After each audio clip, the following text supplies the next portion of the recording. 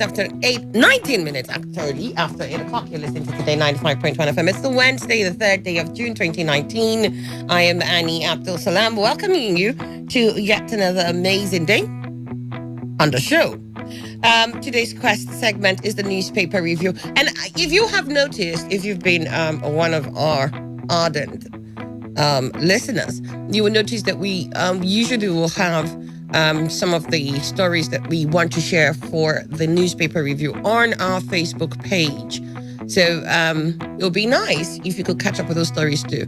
Because the truth about most headlines is that when you read the body of the story, you might just find that it has a little bit more details that might, give you an inkling into what the headline really was.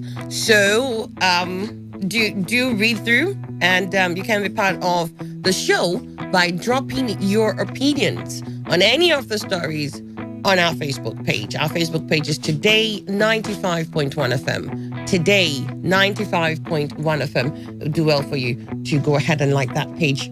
All right, so let's quickly start with the Guardian newspaper. In the Guardian newspaper, we have Lagos Osun Kwara retain ban on religious centers. Lagos Osun Kwara retain ban on religious centers.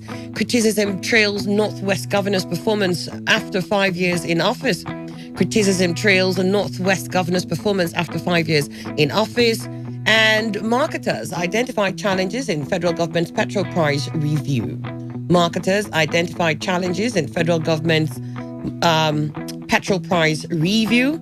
And then you also have in the Guardian newspaper, why government's move against memo leakage may fail by experts.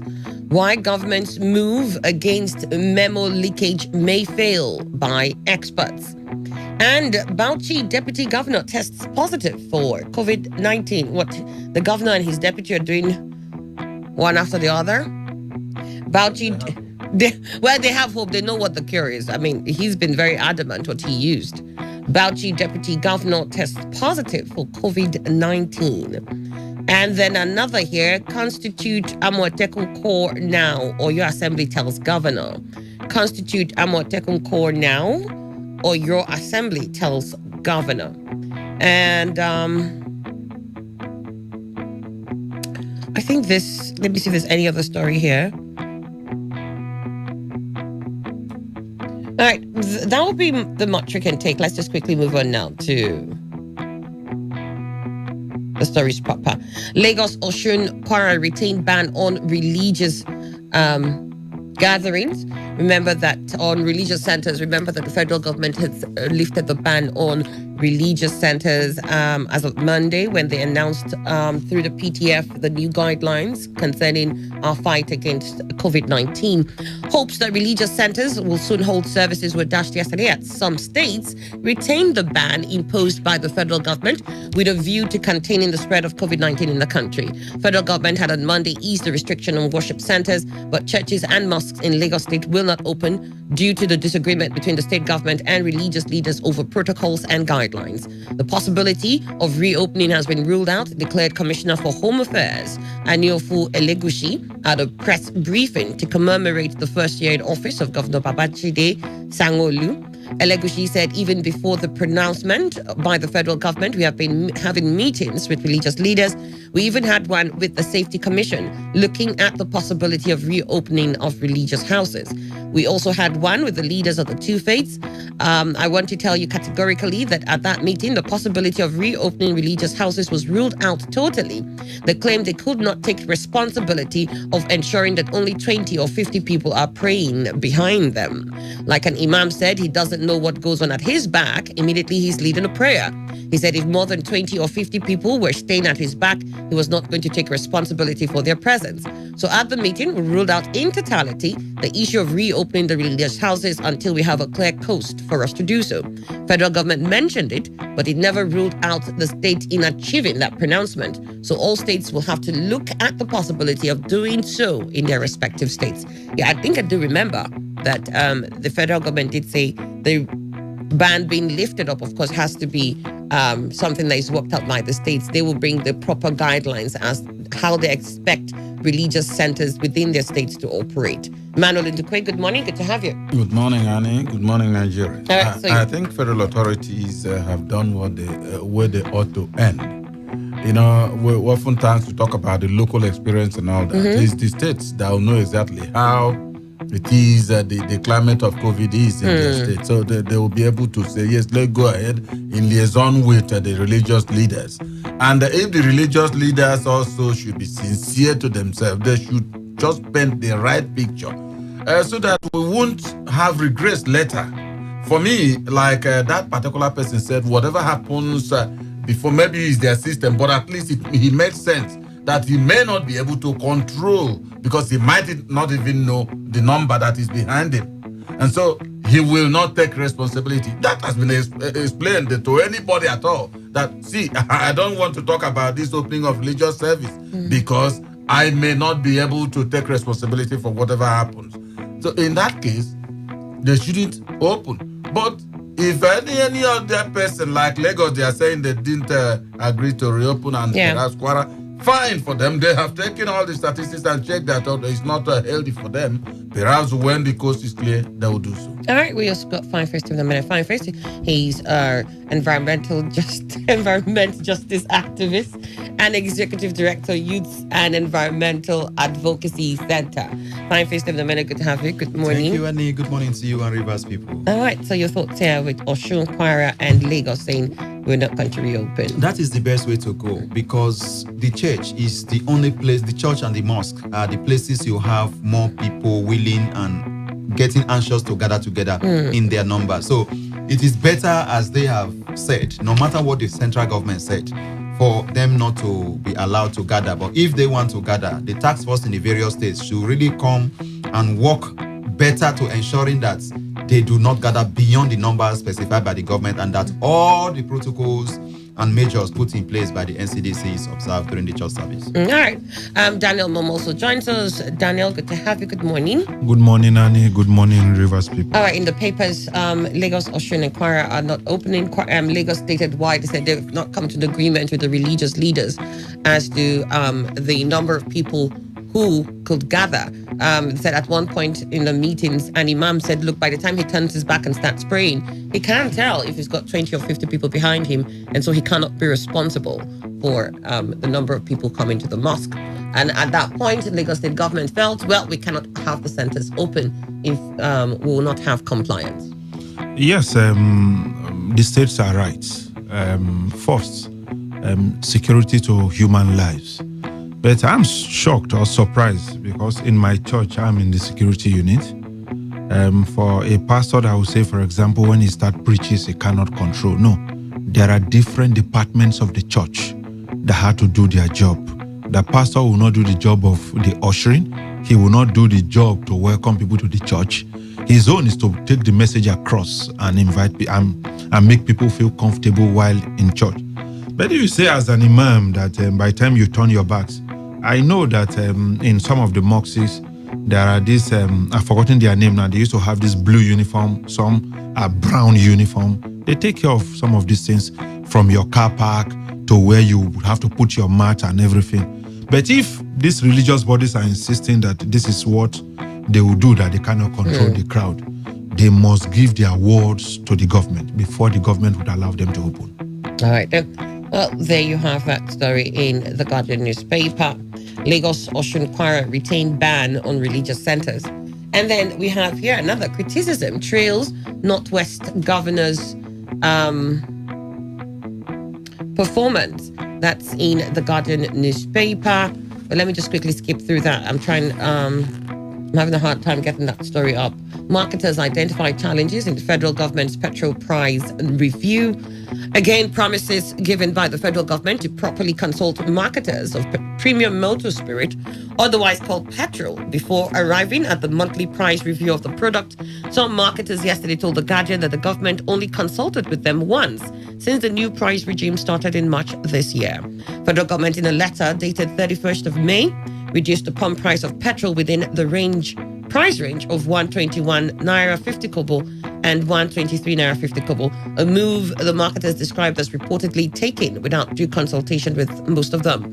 Where government takes decision on prices without proper consultation, some stakeholders noted that the development could create uncertainty for marketers, especially in planning their stock, as some will be wary to import or stock products, a development which could result in the Nigerian National Petroleum Corporation remaining the sole importer and possibly bear future under-recoveries which government is currently avoiding.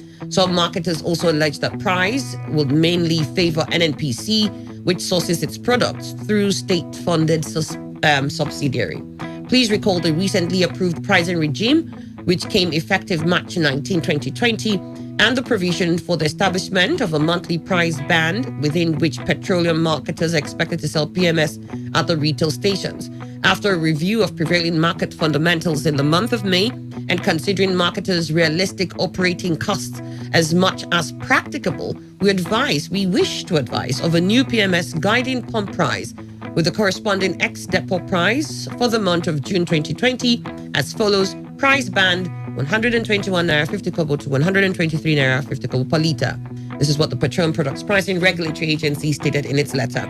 Executive Secretary and Chief Executive Officer, Major Oil Marketers Association of Nigeria, Clement Isong, opined that while the marketers, especially station dealers, will struggle to implement the new price, there was need for government to carry the traders along before arriving at the price of the commodity. Manuel. Well, for me, I think they are making sense because no matter what, no matter the position of government, the fact remains that you have a dealer in these kinds of goods and all that. If you want to take a decision on that particular issues that he maybe deals on, you consult him. You are the one to say, we are going to sell this much. And now, when all the rough edges are pruned off, you find out whether there will be compliance or not. And if they won't, they will tell you face to face and give you reasons. But once you arbitrarily fix price, I think for me, it's not something that should be done. They may be coming up with all the reasons why they wouldn't be able to sell at that. Either they are making profits or they are not making profits, and some other hindrances. So I think maybe in future, it would be nice to consult them before any action is taken along that line. All right, Manuel, got your thoughts there. Fine face in a minute. Yes, I support the idea of consultation before decisions are taken, because even myself as a person, I frown at any decision taken that will affect me without involving me in that decision. Indeed. I don't like it at all. So in terms of businesses, it's also very, very key that they all get on the same table, discuss within the shortest possible time, agree on something, then they effect it. I know that they are seeing it that they are going to lose money if they begin to implement that decision that was taken before without involving them. But the same people are those who will also quickly increase the price if it were to be increased, and they will be happy and smile to the bank without complaining. All right, we've got your thoughts there. Daniel Momo. Yes, federal government must recognize certain things. First, this set of persons, they are partners in business. Some of these marketers took bank loan that is reading, that is running. There's nothing bad, Annie, in inviting the unions. There's the tanker driver union, there's the oil marketer union. When you have a meeting like that, and then you come out to the press, even the man who has a affiliation saw his president in that meeting announcing that with immediate effect every pricing through, they comply more to this directive that is just sitting as a rock or any ministry and issue. It will not come down to the level. Why? Because when you now involve the union, it breaks down to the smaller units of those union in every state. But if you go and just take a decision and feel that everybody must comply, but again, history has also told us, should I sympathize with them? Like Fine Face said, If they hear, it's just mere rumor, Annie. Mere rumor. Filling stations will be locked up. Mere rumor. We are not even saying a conclusion or a meeting or something. Just mere rumor. Filling stations are locked. Suddenly, they don't have product anymore.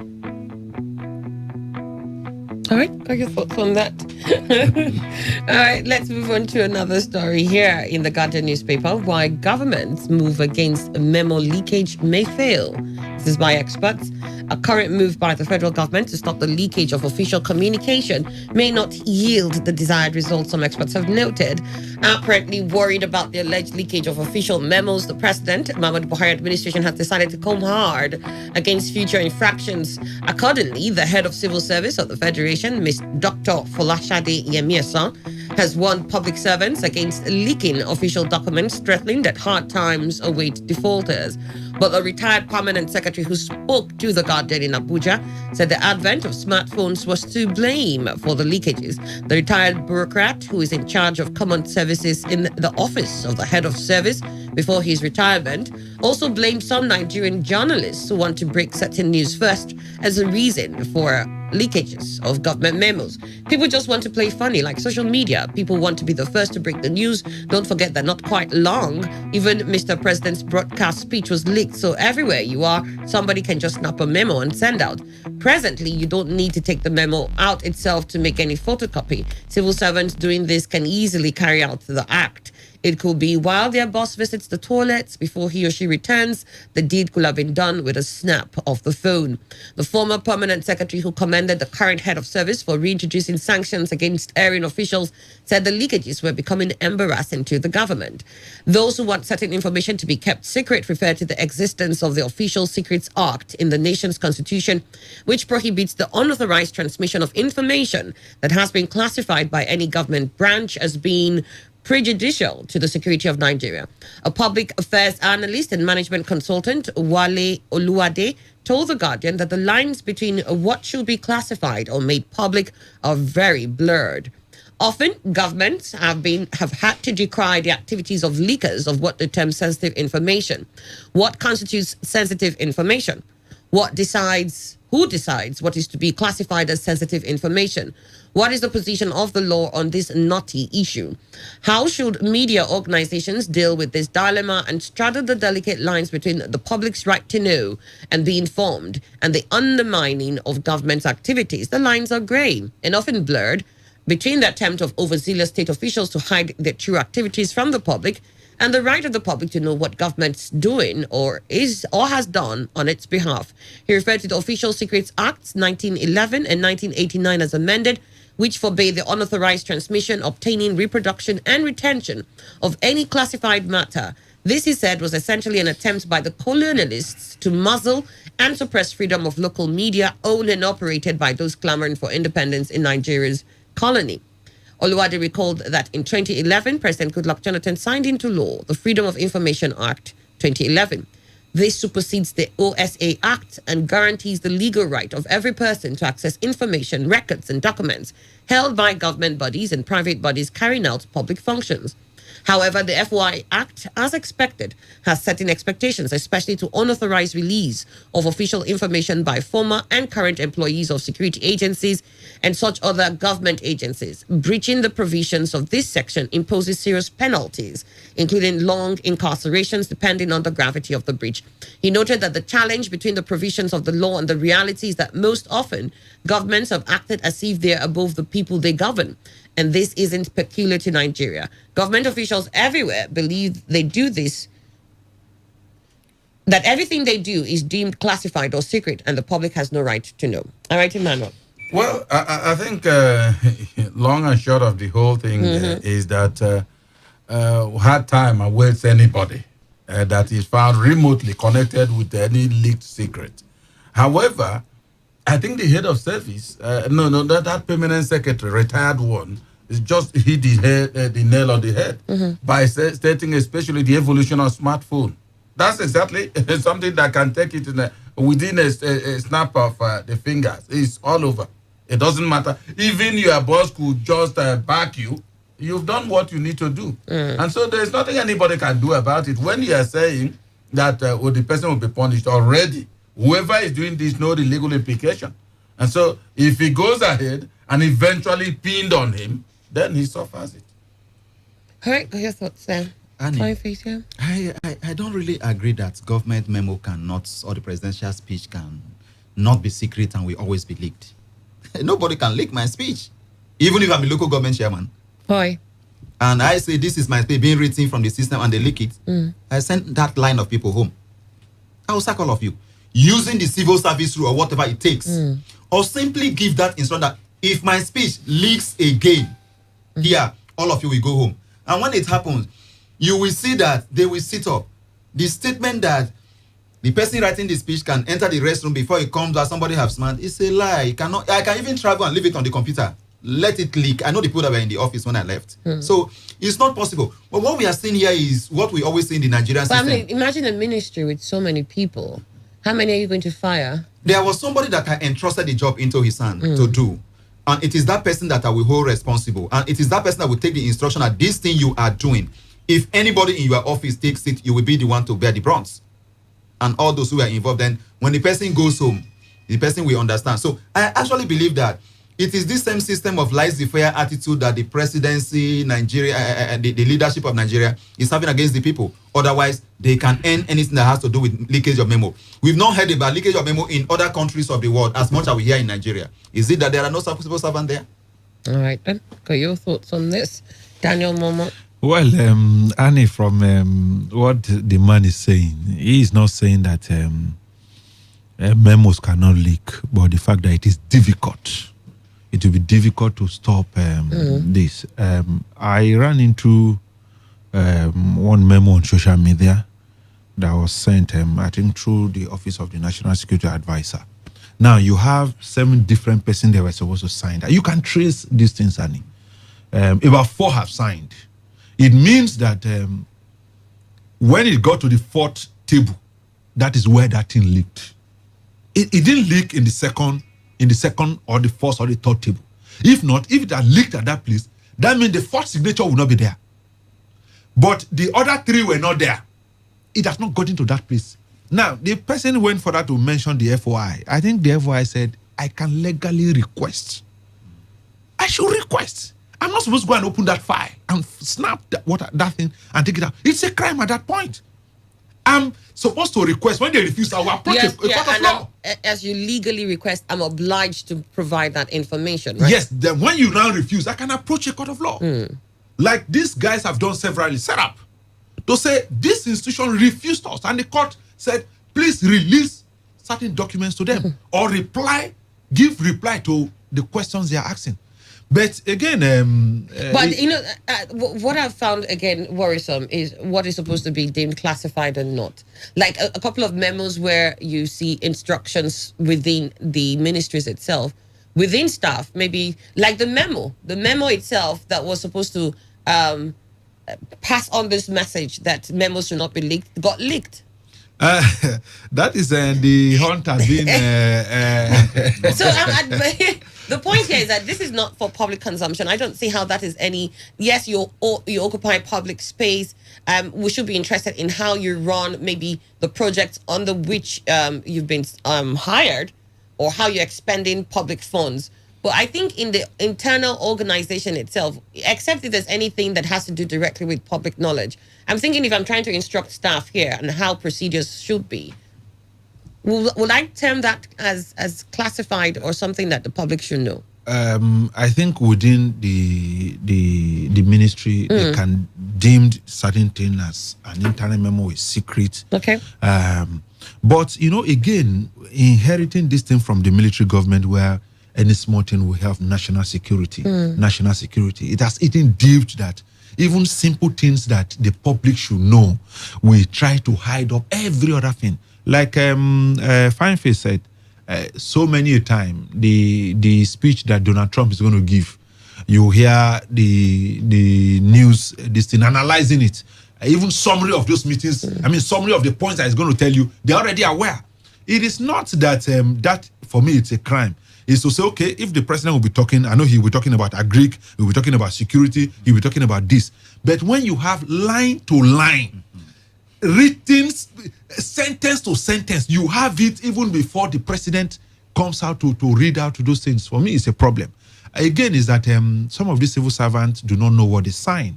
The civil service rule that they signed into to do their job, and some of them don't know it.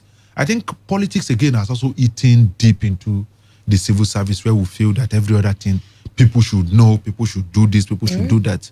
But unfortunately. Well, you have that there. Moving on, there's another story here in the Guardian newspaper. Constitute Amotekun call now. Oyo Assembly tells governor.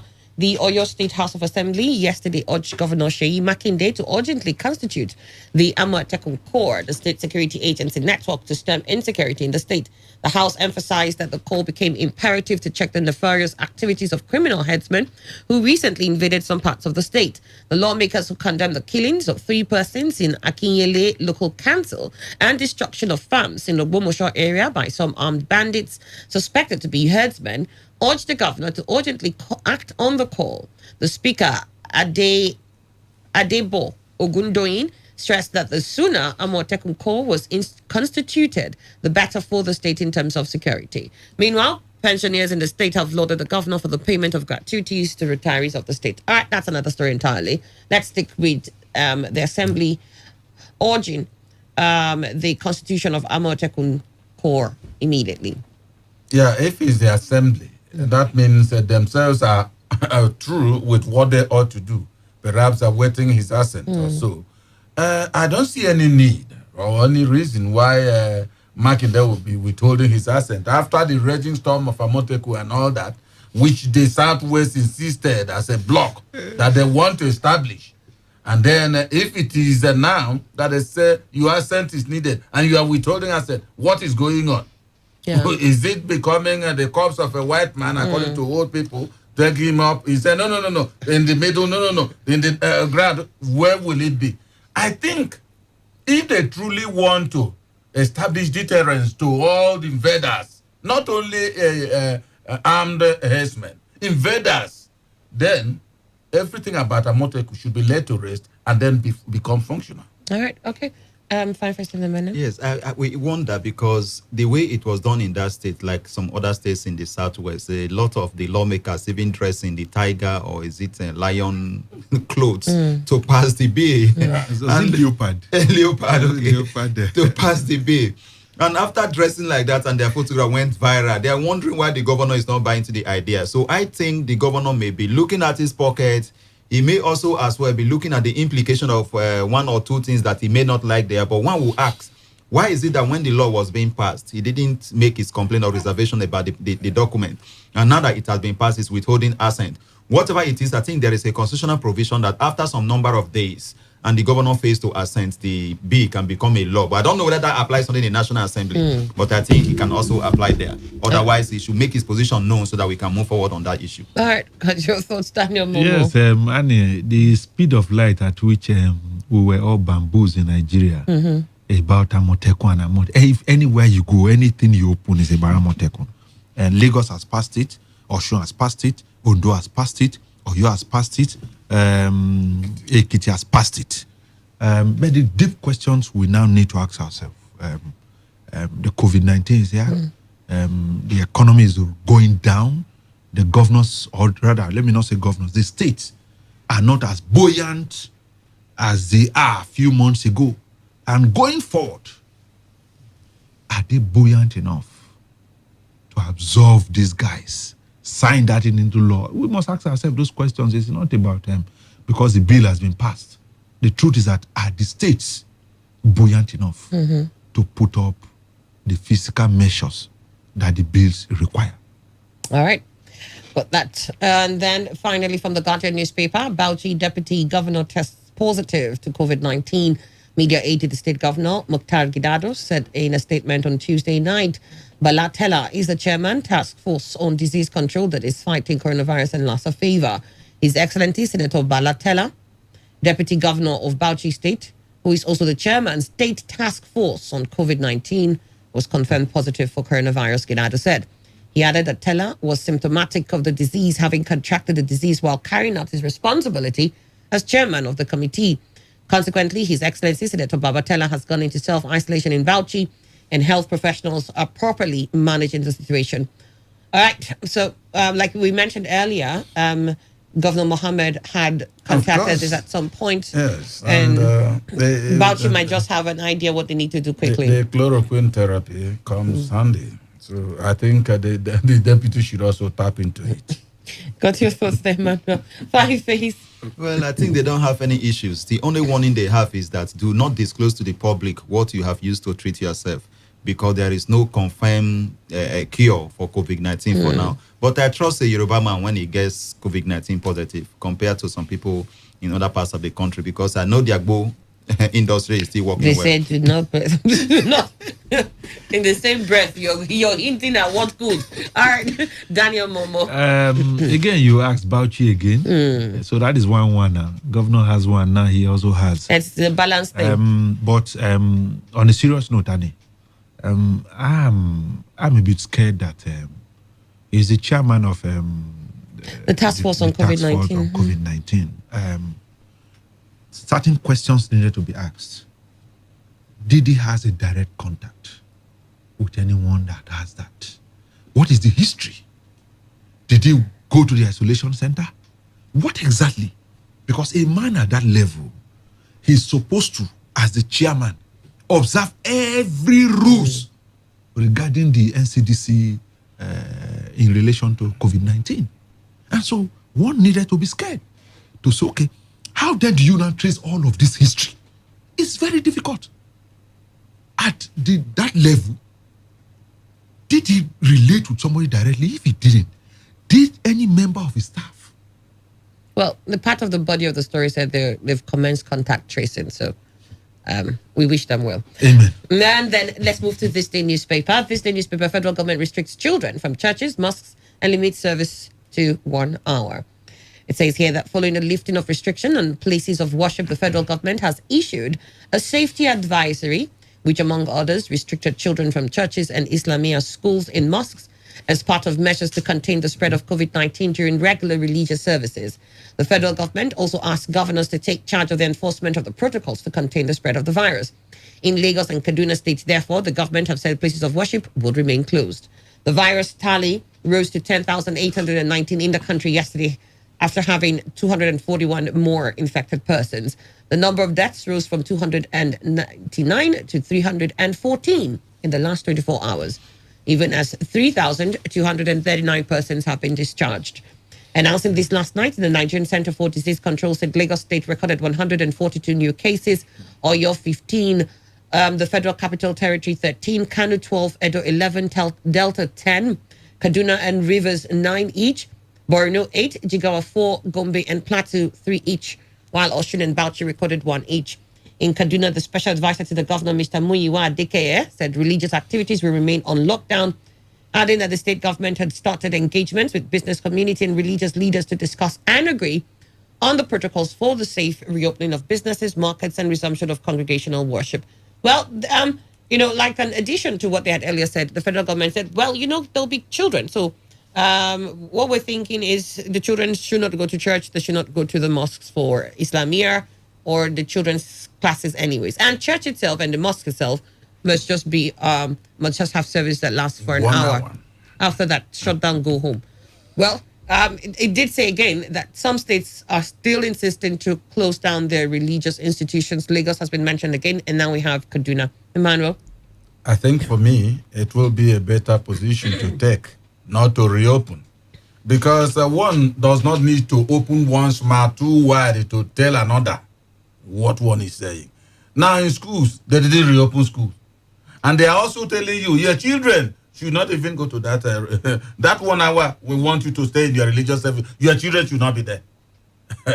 Which signal do they want again? To tell you that truly is a restricted reopening. And I have not come to see any church that says just 1 hour. They've also placed that cap on them. So for me, I think the best thing is that the clement weather is, please let it be on lockdown for now. All right then. Fine, first minute. Yeah, the 1 hour and they go back home. I don't know whether it takes 1 hour, 1 minute before you can get infested with COVID-19. So if they stay just 1 hour and leave, it will the COVID, they will not contract it. whatever it is gathering. I know quite well that the reason why we still have our figures down the way it is now, despite what we see as increase, is the fact that community spreading has not really been very, very speedy. Otherwise, what is happening in the local communities, how people don't observe any of these things, even do we believe or think that churches in local areas where we call ungoverned spaces, where government presence is not felt, that they are observing anything? Nothing. So I think that whatever they can do where their eyes are reaching, they should try as much as possible to tighten the rules so that we don't have the case in Lagos now repeating in all the states of the Federation. Otherwise, it will be a problem. Right, got your thoughts there. Yes, Daniel. and force is a safety advisory. It's not enforceable. It's just an advice. It is the states that can enforce some of these things. And then I don't know the statistics of people gathering in 1 hour, and people should gather for 2 hours, or people should gather for 3 hours. Let the states come to a conclusion on what they would do. If you say people should stay for 1 hour, the people can also stay for 2 hours. I don't know. You see, the reason why we don't see most of these figures, I do not agree with Fine Face anyway, is that enough testing is not going on. Lagos has more testing capacity. That's why you see their numbers up. Give other states more testing capacity, you will see what it is. So the truth is that, again, Annie, for how long are we going to be having service for 1 hour? For how long are we going to stay at home? For how long are the kids not going to go to school? We must come to terms to agree with some of these things, that this thing will never go until there is a vaccine. And then our life must move on. It's either we choose between the virus or poverty. For how long? All right. For how long? But then, like you said, what happens if we now decide that we're going to open the schools and everywhere and people start getting sick? People are already sick. No, you say people are sick, yes, but these are the numbers we have. What happens when we start seeing 350 sick, 300 Like and what Lagos is having. What There is are no they? day that Lagos falls below 100. It's because Lagos capacity for testing I is know. higher than Not That's just what I'm that. That Lagos is true. is center of excellence. No, Lagos No, has hold on. all local government have testing my, plants. my Here we point don't my have. point here is not even the capacity testing. I'm saying, okay, good. So we say open everywhere. We need to have the economy revived and life must somehow return to normal. And we do not take the precautions that I feel this is supposed to be for. And then we open everywhere else. And we start having high numbers, because the truth is, the more people out there mingling and interacting, the more cases you'll have. And then you have numbers now getting to 350,000. You have numbers looking at 650,000 there. I'm looking at Nigeria and Yes, ma'am. our healthcare system and our abilities to contain certain things. And I'm wondering, at that point, what will we be dealing with? I know, for me, see, Annie, when you ask that question, what came to my mind is that, what is the safety measures put in place for 1 hour? That cannot be extended to 2 hours. That cannot be extended to 3 hours. We must come to realize, Annie, that, see, this You know, I safety think- thing, we must take it personally. I think again, really, if not because of the Nigerian and her desire to be in a religious center, it wasn't as if they stopped people from worshiping or in their homes. They could do that it from is. their homes. But yes, there's a need for us to congregate, and we've been pushing and clamoring for that. And I think that is part of the reasons federal government has said, okay, we will listen to your prayers and go. But look, don't stay longer than an hour. I don't know what it is that we need to tell people in that hour that we think we cannot tell, that we need to be there for 3 hours. I don't know. Okay. Let me say, for my own church now, Yeah. I can't speak for any other person. The size of that church cannot take every member at a time. And so there are services that are broken down to almost about 4 services. It can't take, it's not possible. The place can't take everybody at a time. So services are does broken that down. church understand that there's a pandemic and that they might also need to make adjustments to accommodate Absolutely, Annie. But I'm saying, what is the safety rule for 1 hour? That safety rule cannot be applied for 2 hours. That's what I'm saying. Like the church itself now, what safety rule has it put in place? Okay, they said go ahead and have worship. Is the church not taking certain precautions itself to protect its members? They are doing that. What are they doing? Like for my own church now, Yeah. there are places where hand sanitizers are provided. Like the general rule now, you must wear your face masks. So it is not just the church. So everybody, like in the security unit, I must say that anyone who steps into the church must have a face mask. There are other people who enforces the fact that Must wash your hands and sanitizer. Now, the sitting arrangement. Now, where you normally have the 5 sitting arrangement, it has now turned to 3. And so these are the things that are there. Just the normal thing, not medical, except for the fact that they test your temperature. So those four sessions that your church has, how many is each? How many hours is each session? It's about 1 hour, 10 minutes. Good. So each session now becomes 1 hour. That's what I'm saying. No, we are not saying just 1 hour, everybody go home. Yes. I'm saying that you can take for 1 hour, take another service for 1 hour, no, take another one for 1 hour. I think here the point. I don't think, because even before this 1 hour thing, churches I know who used to have 10 services, 7, 8, were still doing that. Yes. So and I think that the point here was that at each sitting you're not supposed to be there for longer than an hour. 1 hour. So if what you were having were 10 services a day, well, please have your 10 services, but each sitting will not last longer than an hour. Okay, that's what you mean. Yes, that's okay. No, I thought whether 1 hour let us close shop and everybody go home. No, I'm not thinking about it that way. Okay. I don't think that. But no, sorry. Maybe I didn't get you. Yeah. And let me also add, if you say this is 9 a.m., you do 1 hour 9 to 10, 10 to 11. It may not be possible because you need to give some time different for others to move after the church and others will move in. So all those measures are there. Hand washing with rubber outside that people are doing. I think when you get there to wash your hand, you will still touch the same handle everybody is touching. Then turn the water, you wash, you turn it and close. Well, so there are challenges in all these things. The truth about that is when you turn the knob and you're washing the knob of the faucet and you're washing your hands, at that period where you're doing that, you're advised to also wash the faucet in the process. Okay. So your hands with soap at the faucet, you wash the faucet, rinse off the soap. Now you have clean hands and a clean faucet and you can turn the knob. We need to do more sensitization. All right. When it becomes over challenging, stay at home and watch. It's for everybody to decide. Exactly. When it becomes too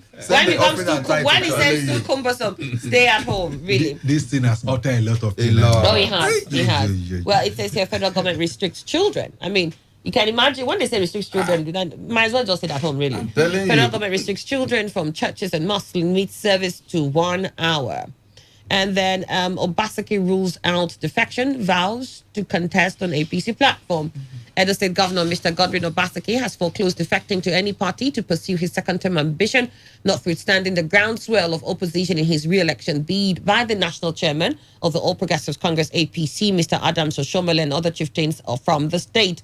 Obaseki said yesterday in Abuja that no matter the challenges, he would contest the forthcoming governorship election on the platform of APC. The governor added that when the going gets tough, the tough gets going, explaining that the war has become very tough, but men will be separated from the boys.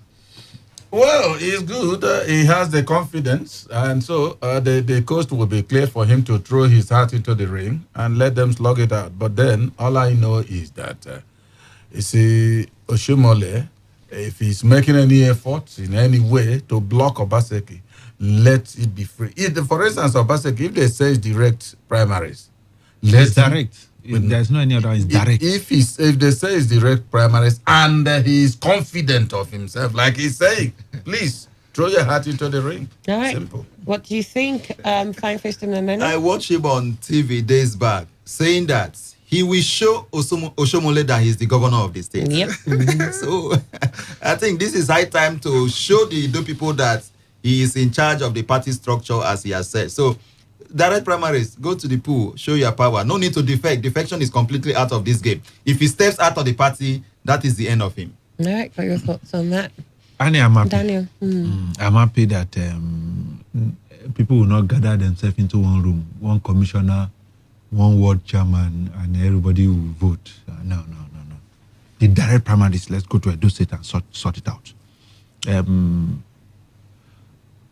My analysis, you know where I stand, Danny.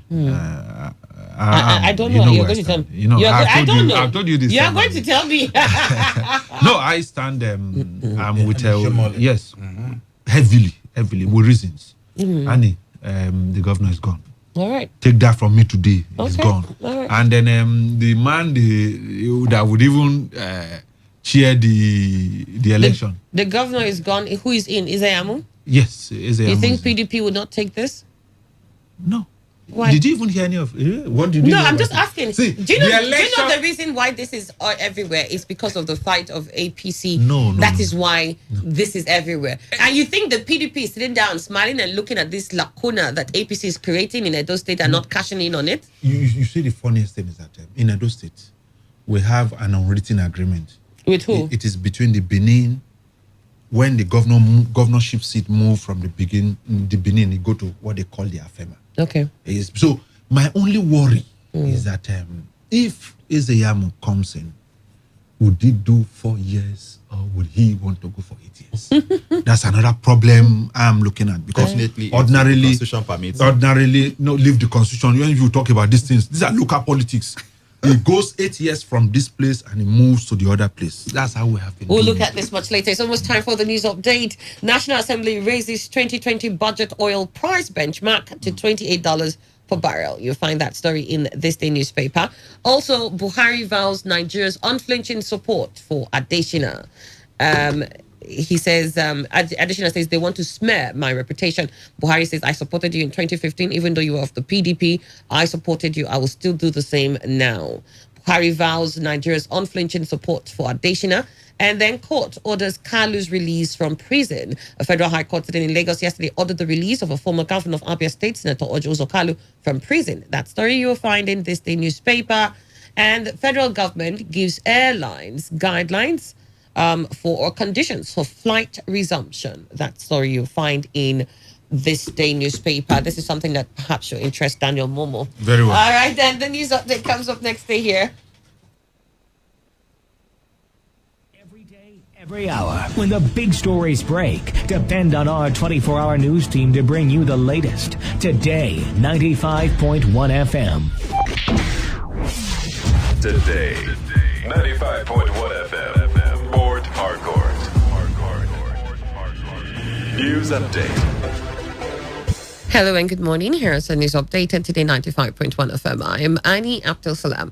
5 persons have been discharged from the River State COVID-19 Isolation Center, bringing the total number of recoveries in the state to 73. However, the death toll in the state due to COVID-19 has risen to 16 after 2 persons were confirmed dead yesterday. This comes as the Nigerian Center for Disease Control reported 241 cases in the country last night, with River State recording 9 new infections. While the number of deaths rose to 314 across the country, the number of discharged cases also grew to 3,239.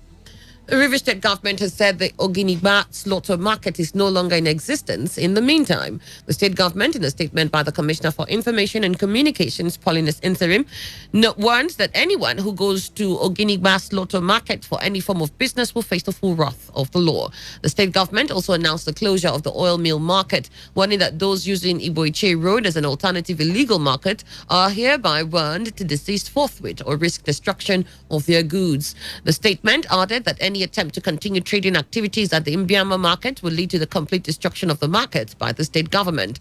But in a statement, further stated that the River State government has not approved any goat market along Elele Ahoda stretch of the East-West Road, with a directive to the council chairman of Ahoda East and Emoha to ensure that the illegal goat market along Elele Ahoda stretch of the East-West Road is shut down immediately. The Nigerian Senate has confirmed Muhiba Dankaka as the chairperson of the Federal Character Commission. The Senate also confirmed Augustine Wokocha from River State and 36 other members into the FCC. The new Federal Character Commission chairperson and members were confirmed after the minority leader, Senator Inaya Baribe, advised that since the chairperson is from the north, the secretary of the FCC should be appointed from the south. But the Deputy Senate President, Senator Ovie Omoagege, said debating the issue may cause a stir, while Senate President Ahmed Lawan went ahead to confirm the members. On the foreign scene, presumptive Democratic presidential nominee Joe Biden has blasted President Donald Trump and denounced systemic racism as he sought to reignite his White House campaign after weeks of coronavirus sequestration. Biden, while addressing the media in the United States, said the country is in dire need of new leadership. He challenged President Trump to read the Bible as he has been brandishing at St. John's Church. President Trump had vowed to order a military crackdown on the violent protests gripping the United States, saying he was sending thousands of troops onto the streets of the capital and threatening to deploy soldiers to states that are unable to regain control. And that was the news update on Today 95.1 FM. Do not forget, take responsibility, wash your hands frequently with soap under running water. Avoid touching your face in high contact surfaces to prevent coronavirus. I am Annie Abdul Salam. Thank you for listening. Good morning. Has never been this good. Today 95.1 FM, Port Harcourt. Good day, ladies and gentlemen. It promises to be a beautiful day here in the studio. And of course, we have a guest, a wonderful guest in the studio who will be telling us a whole lot about working online. Of course, he has this wonderful business to introduce to us today. So I have Mr. Lucky in the studio today. Mr. Lucky, how are you doing? I'm fine, thank you. So Mr. Lucky is a work-from-home business developer, and he will be telling us more about this business today. So Mr. Lucky, you have this new business you want to introduce to us called Work from Home Business, that is WFH. We want to know what this business is all about. Thank you so much. WFH stands for Work from Home. Working from home with your internet-enabled devices like mobile phones and computers have become our new reality globally today due to rapid global changes. Now, one of such changes that have forever changed the world today is the global pandemic called coronavirus. Countries are on a standstill right now, and global lockdown has become the new world order. And the resultant effect of all this is huge job losses, hunger in the land, poverty, and other attendant economic consequences. So that's why it is imperative for people begin to think out of the box and begin to find other sources through which they can earn money. So while you're staying at home, you can still make huge amount of money from the comfort of your home using your mobile phone, using your internet devices, creating employment for yourself from the comfort of your home. That's what the concept of work from home is. Thank you. Okay, so talking about working from home, you talked about work online. You know, you're going to put people through working online. So what do you do if you're not a computer literate? Well, thank you very much for that wonderful question. First of all, I want my listeners to know that your earning is tied to your learning. It is very simple. It is very easy, whether you are literate or illiterate, whether you know how to read or you don't know how to read. It's irrelevant. We are going to give you a hands-on training on how you're going to do this business. You join us online and we teach you how to do all this. It's very simple. We present to you a business called Cyril Mall and another business called freefoodsforall.com business and other line of businesses and jobs that you can do from the comfort of your home and still make money while staying safe in this period of coronavirus. And for the Cyril Mall business concept is a simple concept where you register with the Cyril Mall online platform, you buy a product and the company sells it for you on the 10th day, and on the 11th day they pay huge profit into your bank account. It's that simple. The company does all the work for you. While for the free food for all business concept, the worth of the food sector in Nigeria alone is worth over 1.2 trillion naira. So there's so much money to be made in the food industry, and that's why the free foods for all.com business concept makes it very easy for everybody to be able to go into the food stuff buying and selling business. Thank you. This is becoming interesting, Mr. Lucky. So I want to ask you, who are eligible to join your work from home online business class, and how can someone join? We want to know. Well, thank you very much. Every single individual who wants to create multiple stream of income, every single individual who have dreams and who wants to be financial free is eligible to join this work from home business that we have to offer. It's for the doctors, market women, unemployed, the employed, the students, everybody, irrespective of your educational standard. As long as you have financial needs to meet, then this work from home business concept is for you. Having said that, you need to be able to have multiple streams of income. And now, like we said, sit at home has become the new world order. So we want to ensure that while you're sitting at home, you will be able to make money. So Mr. Lucky, I'm going to be asking you the final question for today, because I know that so many people will be wanting to know how to reach you, how to get your contacts and all that. Do you have any contact address people can reach you with? Thank you very much. Our contact address, it's Suite 219 Eugene Shopping Plaza, 14 Woji Road. And our phone number is 081-80-68-9752. I take that again. 081-80-68-9752. All right, thank you so much, Loke. This is where we begin to draw the curtain for today. The numbers again before we just do our conclusions. To be part of this online training, text or WhatsApp the word yes to this number 081-806-89752. Thank you so much for being part of us. Work from home, online business ventures today. Thank you so much, Lucky, for making our time to be here. It's my pleasure. See you again next time and have a nice day.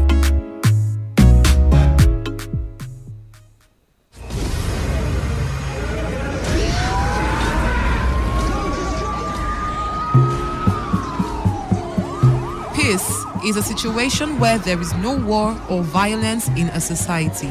Peace allows wealth to accumulate and the society to advance. Through peace, generations of wealth, education, technology can build up, thereby making people very prosperous and happy. Without peace, there will be violence, war, and underdevelopment in our society. The most disadvantageous peace is far better than the most just war. Let us embrace peace for a better society. This message is brought to you by your premium talk radio, Today 95.1 FM. It's what I pray for.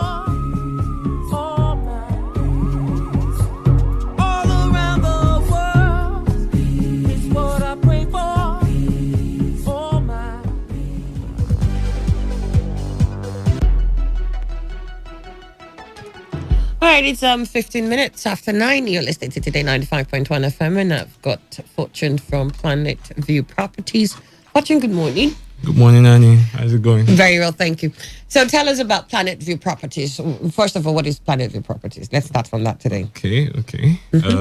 Planet View Properties is a real estate development company located here in Port Harcourt. We are dedicated to making life easier in the aspect of real estate. We make it affordable, and we also give you guarantee that you're getting genuine properties. These are the solutions as far as we are concerned about real estate here. So we are determined to solve those problems. And one way we have developed recently is the 10% discount scheme. Yes.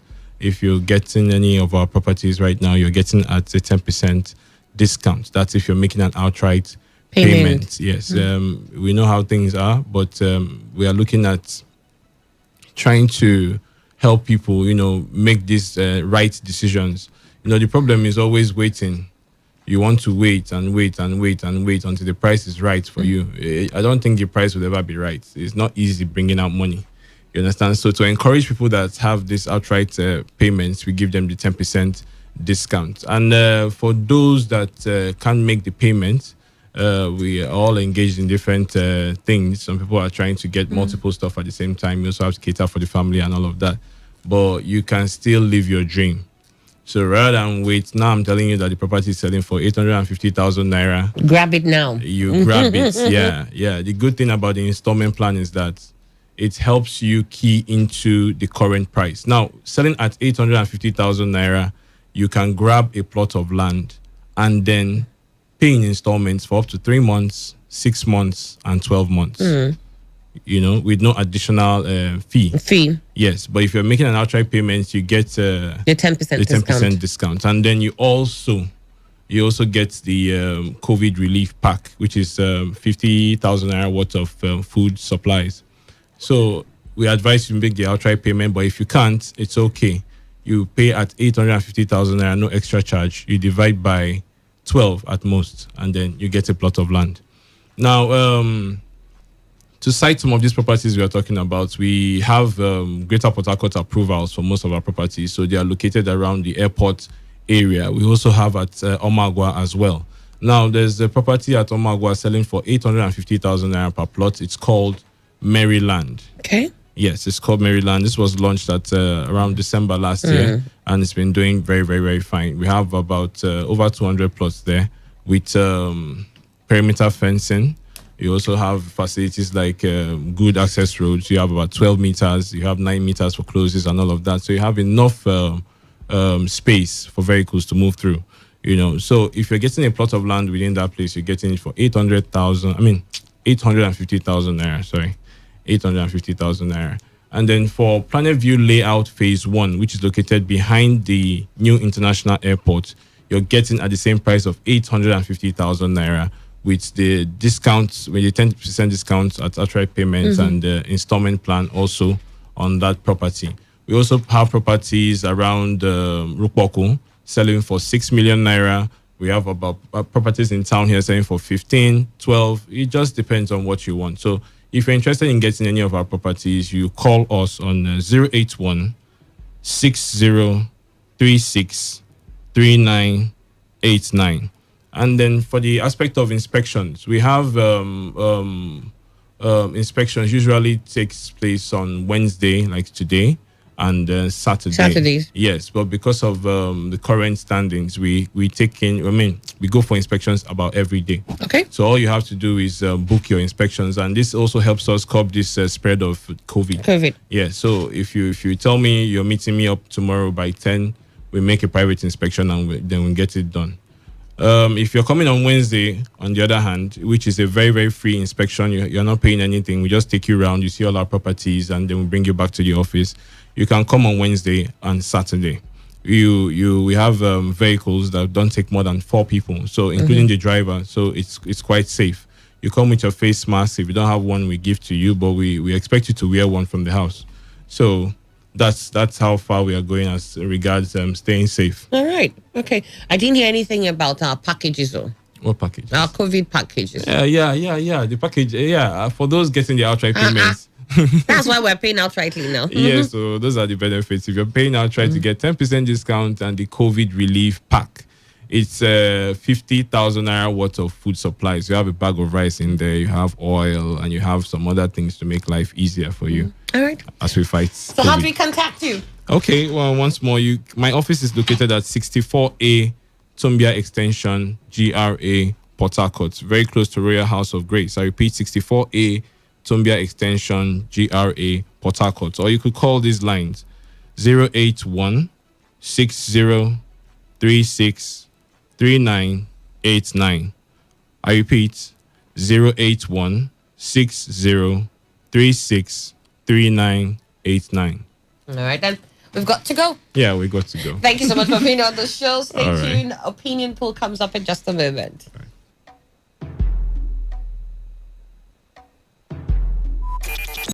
Talk radio. I listen to a lot of talk radio. 95.1 FM. Port Harcourt, are you ready? Today, 95.1 FM, the voice of the people. Wake up to today's quest. Wake up. All the news and information you need in one go. Get started with the best of sports, lifestyle, analysis, and Annie. Can you feel it? Can you feel it? Can you feel it? Wake up to today's quest with Annie on Today 95.1 FM from 6 to 11 a.m. weekdays. Fantastic. Opinion poll on today's quest. More than 3 over 4 of the loots we are talking about in this country today were loots within the 16 years.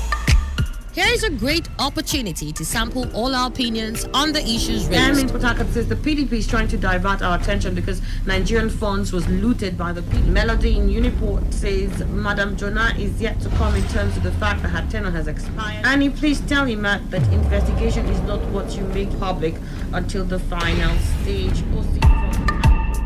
Send your opinion to us on Facebook, www.facebook.com/Today 95.1 FM, or on Twitter @TodayFM951. You can also sample your opinions with us on WhatsApp or on our SMS portal using the numbers 070-1933-9962.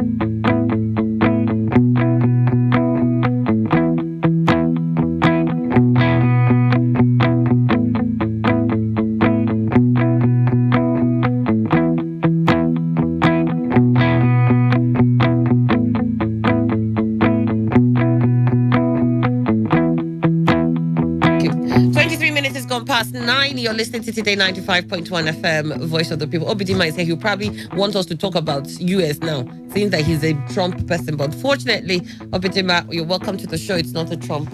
We're not going to talk about Trump this morning. But welcome, Obidima, journalist and international affairs analyst. You know, that's Thank you, Annie. All right. The sister to Bello.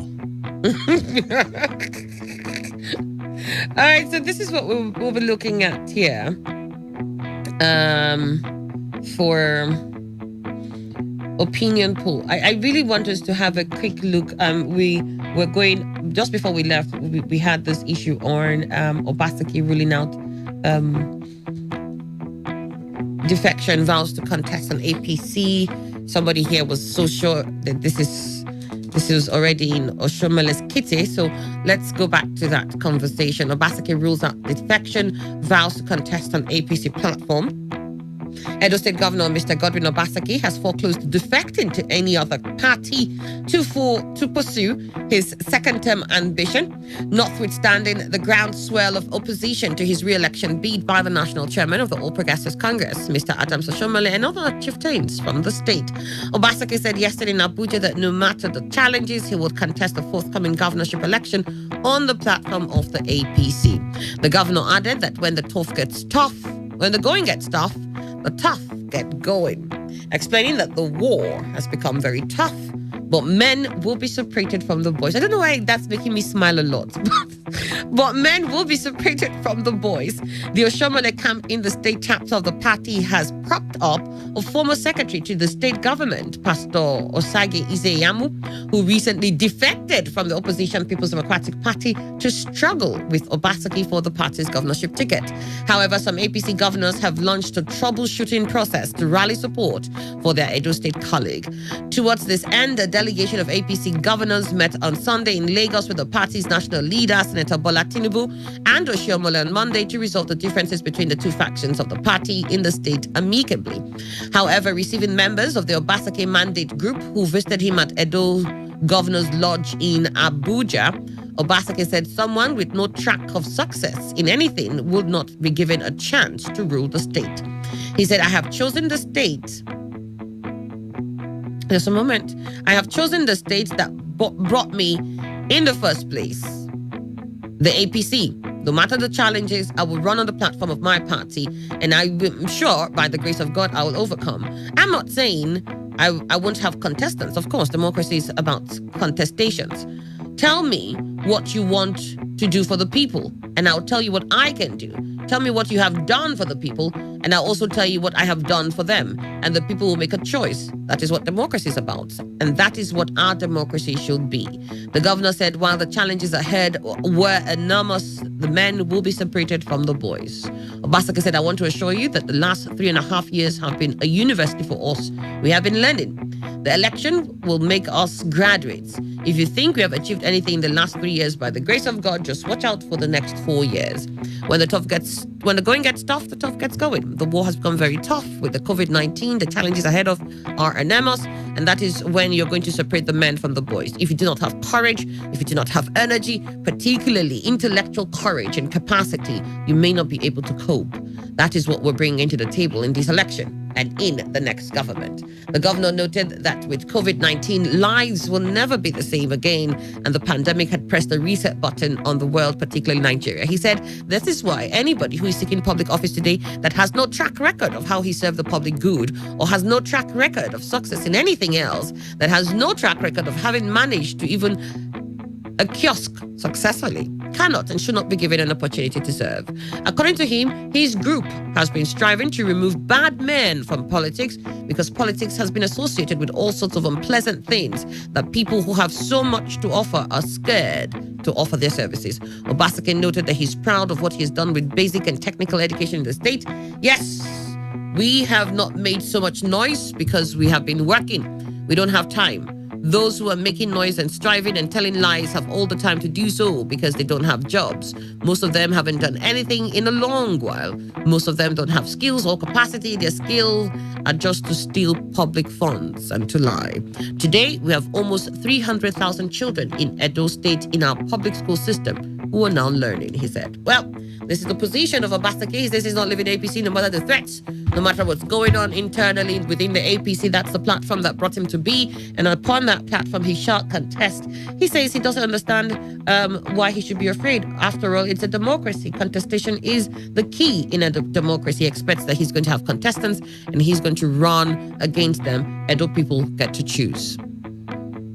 Well, I think those particular confidence expressed by Obaseki are very legendary, and there's no doubt about them. But you see, courage and other ingredients he mentioned there are not enough to win an election for anybody.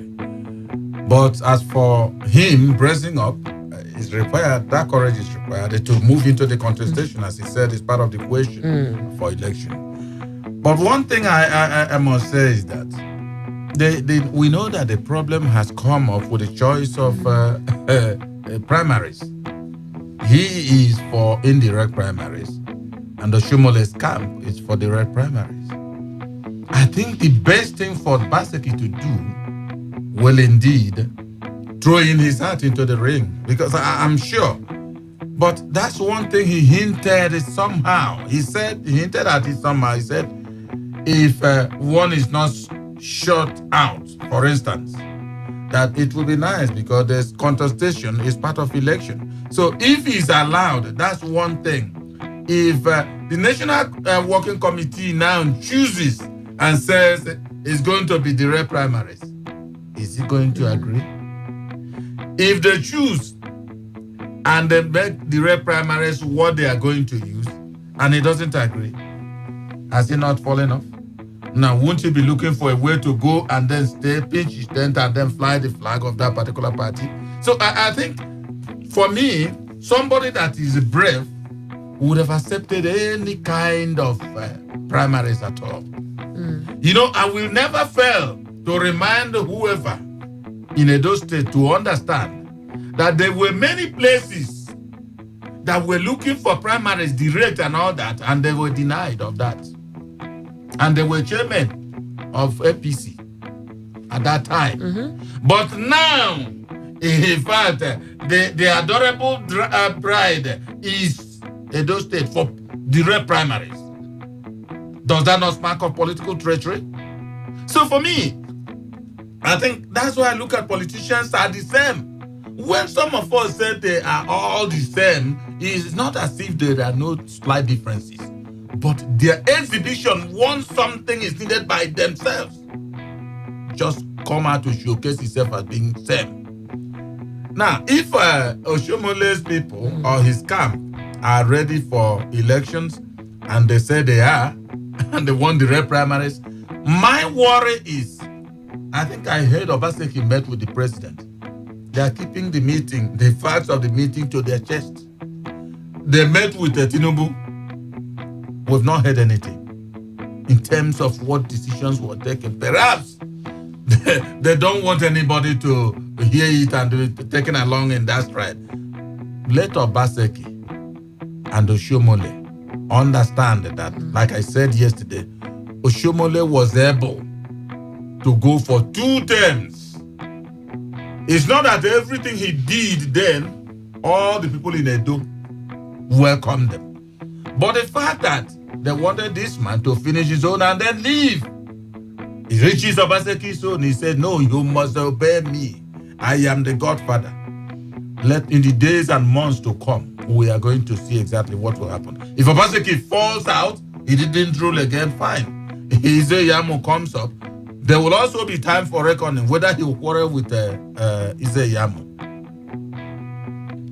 All right, Manolka, your thoughts there. Fine face in a minute.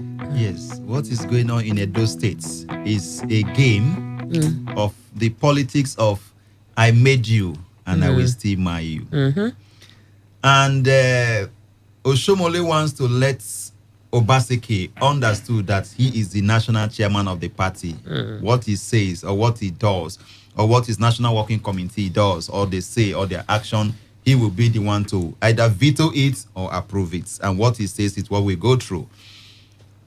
I also see what is happening in Edo State as, a situation whereby you have, godfatherism, like we call it in politics, prebender politics of clientele, whereby you have someone, you stay somewhere and control and put the person there, the person dances to your tune. And the national chairman of the party is trying to recapitulate what happened in Lagos State, whereby Ambode was made to understand by the powers that be that there are people, even if you are the governor. Now, a particular mode of election has been selected and approved by the National Working Committee of the APC, that is direct primaries. I have listened to Obaseki on very many occasions, speaking and boasting that he is in charge as the governor and he is on ground and that he has the people. I also listened to some of his aides. The way they speak, you would think that even, in fact, it would be like even after they leave office, if they got second tenure, they can't be able to stay in that state because they speak as if they are gods. Now, the time has come, like Jesus Christ would say, for the Son of Man to be glorified. Let him come out to the field and they try the direct primaries and see how it works. He should not be contemplating, like he has also said, he wouldn't defect from the party. No, we have to defect to at this time. How many days? I think 22nd of 22nd of June. By 23rd, we'll know who comes out. So where are you defecting to? Now, I know that the game playing out in Edo State now will mutilate the local political zoning formula.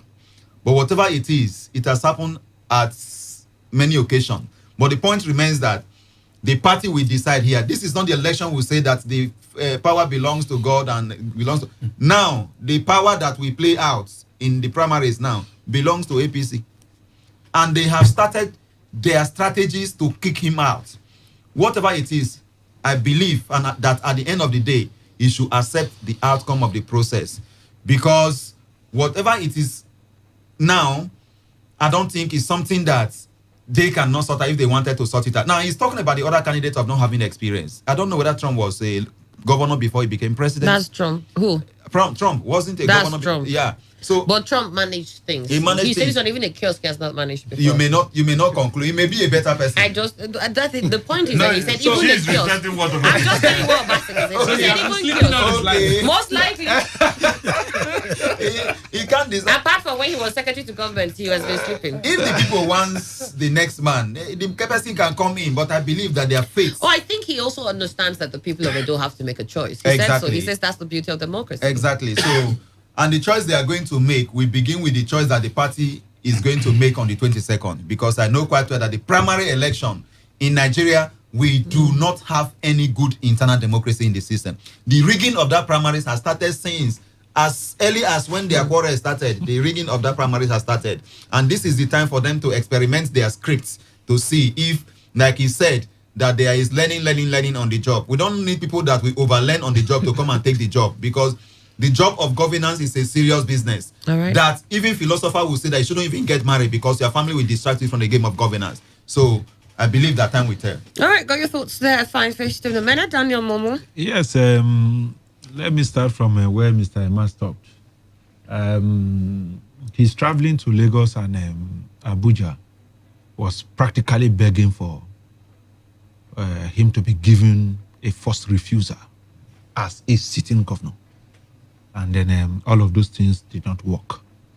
But again, you see, how corny someone can ever be. Is that why you are on the table? I just want to quickly ask, would that be abnormal within the party structure? It's abnormal. Within the party structure? No, it's abnormal. No, where? They have not done it to anybody. That you would say nobody should contest. No, hold on. When you say right to first refusal, I don't think that you're saying that nobody should contest. You're saying that this person here, does the person want to continue? If he wants to, at least you want to support. It doesn't mean that nobody else cannot be. That's what right to first refusal That's what it means. No, sorry. What he's saying is that he should be given the platform not to go and contest primary election with anybody, but to represent the party at the general election. That is what he wants. And they said that is undemocratic. And they said no. And this same man who is going to Lagos and Abuja to do these things his commissioner for is it justice they call them now, had gone to court to see how they can stop Obaseki from contesting election. How then?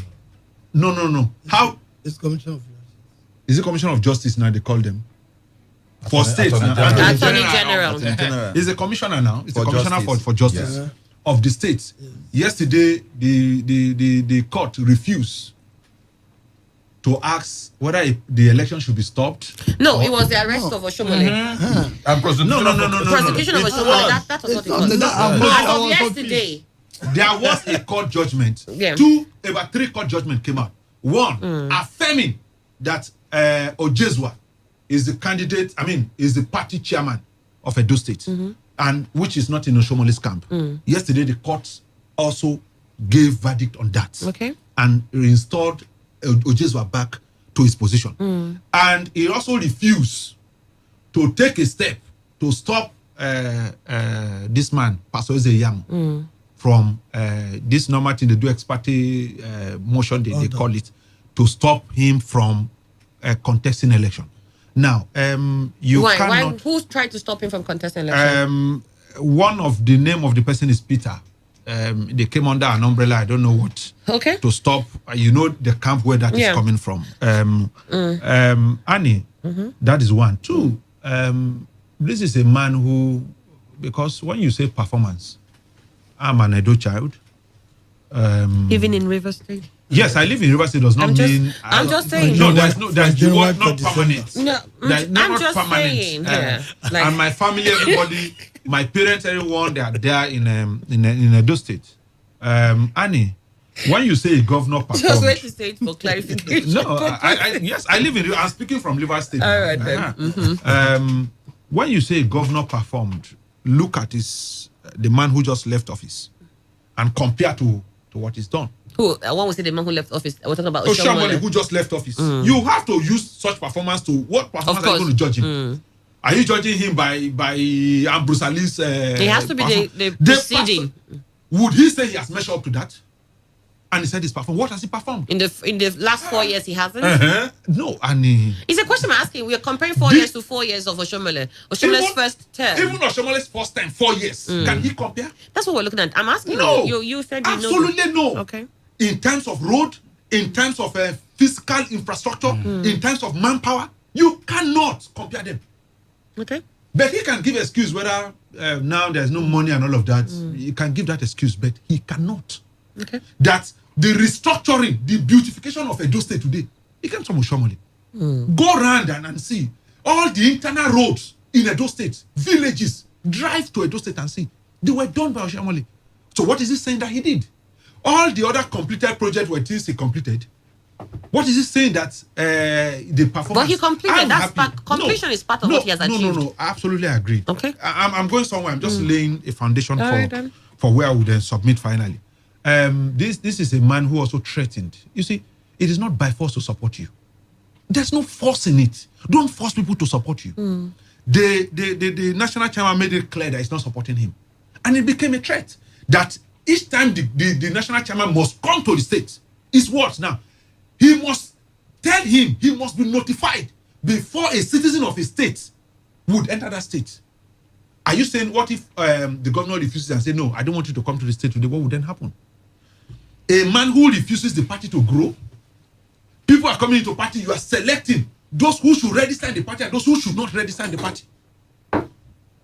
What kind of man is that? And the first time, for a while, during the good luck time, where you have this militant running around, you had bombs in people's homes, in leaders of the party homes, bombs going off. Where did those bombs come from? And these are clearly people who never supported you. And bombs are clearly going off in their homes.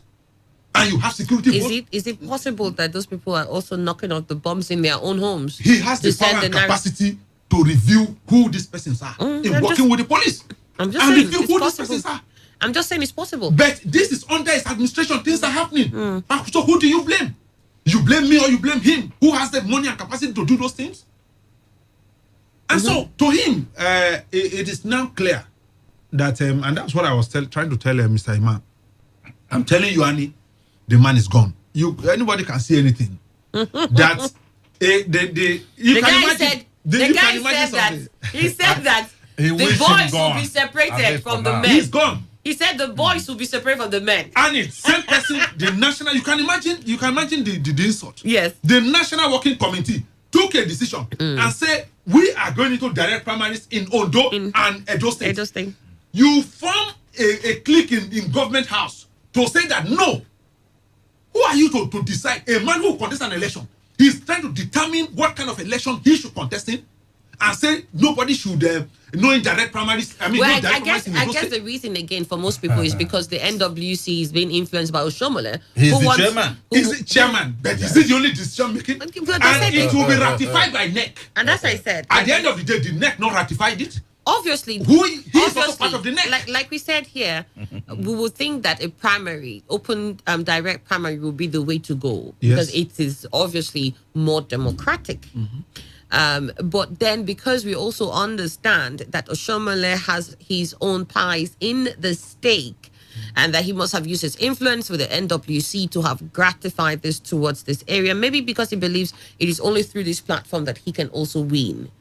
You cannot take away the fact that Oshomole is a vested in person of interest in this entire thing. Yes, it's a political party. They say no, not political party. Oshomole personally wants to see Obaseki out and Izeyamu in. Okay. Oshomole person, I'm not looking at it as party. Oshomole. Yes. Now, this same Oshomole is APC national chairman. Very well. So his influences on what the NWC will come up with is very obvious. His influences are very obvious. Obaseki? Who? Those decisions are against Obaseki? Obviously, now Obaseki wants indirect, and he wants that. No. Hold on. Is Oshomole contesting the election? I'm not. Oshomole is not contesting. Oshomole has a candidate. Oshomole wants his candidate. Allege. It's not. Oh no! Let's not even go to allege. Let's not even go to allege. Let's not even go to allege. Annie, on that night, you don't want to agree to allege. No, it's not allege. It is obvious he has. You know Obudu has bought form? Obudu has bought form. His former deputy has bought form. But Obudu is not Sinize Yamu and Oshomole's camp. No, they're in the same camp. They're in the same camp. Which camp is that? In fact, the camp. Oshomole's camp. I'm even surprised that Obudu went to buy form because they all agreed in the meeting. Those are and say that Eze Yamu should be the candidate to represent. They came together. Yeah. But I'm also surprised that he has also gone to buy form. Thank you. To show you that it's only tricks. Yes. No. I said we are concluding. Okay, let me just submit. Let me get to Obitima. He's already breathing and breathing. He's been huffing and puffing. So before he blows this house down. I am happy that a direct primary, you are the one who is in Edo State, who have meeting with the world chairman, with everything. So now anyone in Edo State who is the card-carrying member of APC can vote. I'm happy about that. So that direct primary has not cut off the governor. In fact, has also given the governor that ample opportunity to have the people show my party men want me to continue this thing, and they should go and vote for him. Yeah. And so I'm happy. Again, like I said, again, a lot of people are likening this to what happened in Lagos State with Ambode and all, and how Tinubu was able to use direct to get Ambode out. It was just a simple instruction to his men everywhere. Make sure you're downline. No, but Obaseki is part of the NEC member, and they endorsed. Well, let's see how it pans out for them. I'm sorry, I'll pause you there. I'll pause you because of time, and let me get to Obidima. Obidima is okay. You can speak now. Well, you see, when Annie made a very valid statement here that Daniel have been in River State, I'm more in Edo State than Daniel currently. Oh, please. Good. Just because you go there because of school doesn't mean you're more than that. Do you know how many times he goes there? Do you know how many times he goes there? You are living in Edo. You see, when he was saying about this man had not achieved much and all those things. In fact, I've been going to Edo because my children school there. Okay. From the time of Oshomole. In fact, let me tell you, GRA in Edo was worse in the time of Oshomole. Okay. Bad roads in their GRA. Worse, I was wondering.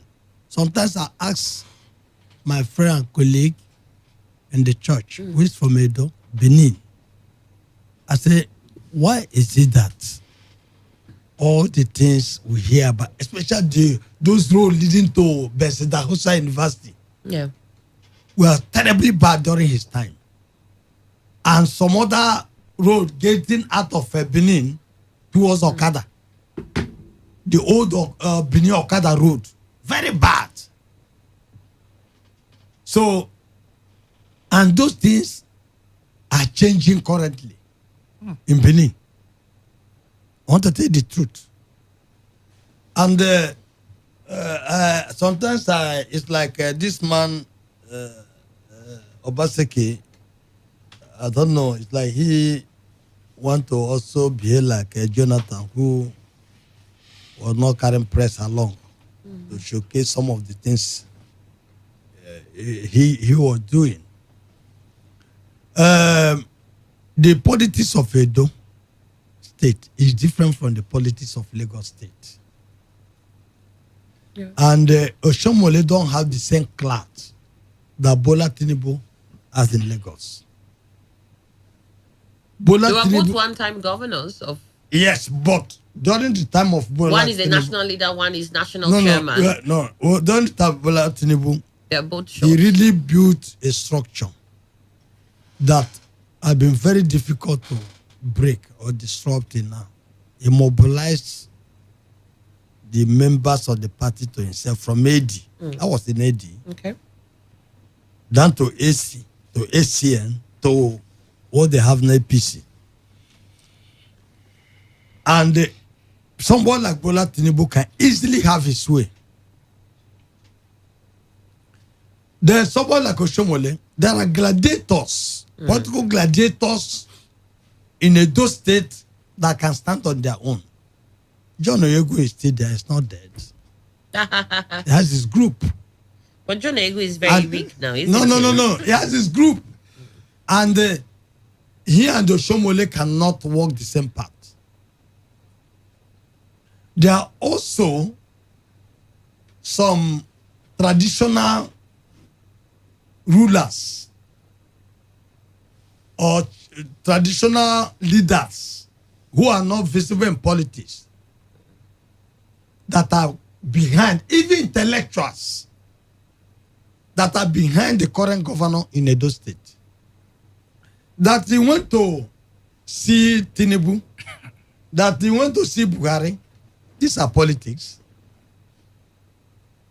Remember, before even they start picking this form, Buhari has endorsed him. Buhari has endorsed him and the governor of Ondo State. And that's why if he can go to Buhari and submit his form and discuss with him. And sometimes you begin to wonder, why we live in a president of a country who is supposedly the leader of the party will go that direction.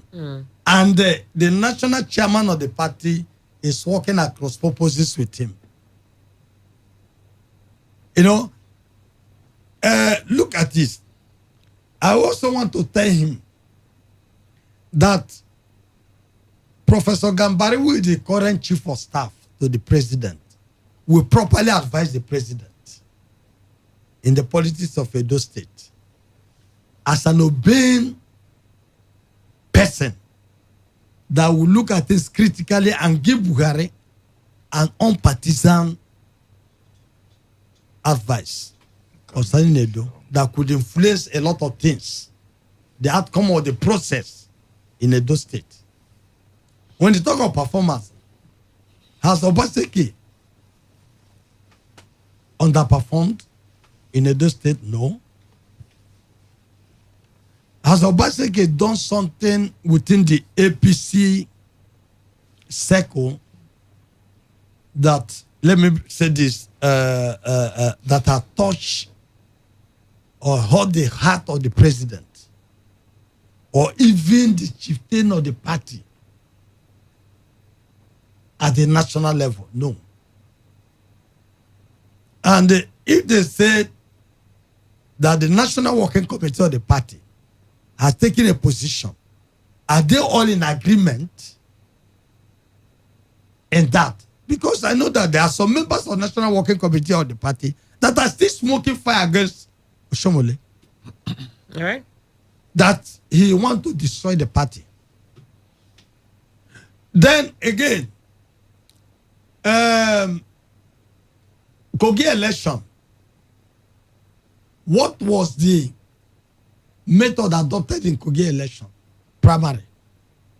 Why is it that at every given this thing they change goalposts? Why? It suits them and their interest. You know, are we not saying that within the party, the state party is executive of the party don't have any say in the conduct of primary? They don't. Who told you? They have. Who told you? Are you a politician? No, but I'm even a if they politician. do, but They do. even if they do, I guess the final position will be taken by the neck, right? No. A neck of the party has not taken any final position On the because APC? they are not. In fact, let me tell you, the neck of the party don't go into its national working committee of the party. But yeah, with when the it comes to endorsement- issue of with the- primary, with it the is not endorsement- enough. with the to endorsement of the neck. endorsement, Oh. final one. With the endorsement from next. For yeah. this, they have not met. Okay. It's still within the issue of national working National committee Working Okay. Committee. of the party. So there are a lot of issues there. Yeah, the governors are coming together for their own. So we don't know what will be this thing at large. Whether the president will call the Oshomole that he should back down. It's a possibility. Yeah, the same way he asked when they were trying to remove Oshomole, when he asked them to back down. Yes, it's a possibility. Because he has made Oshomole this. was already out at that time. He has made the I tell statement.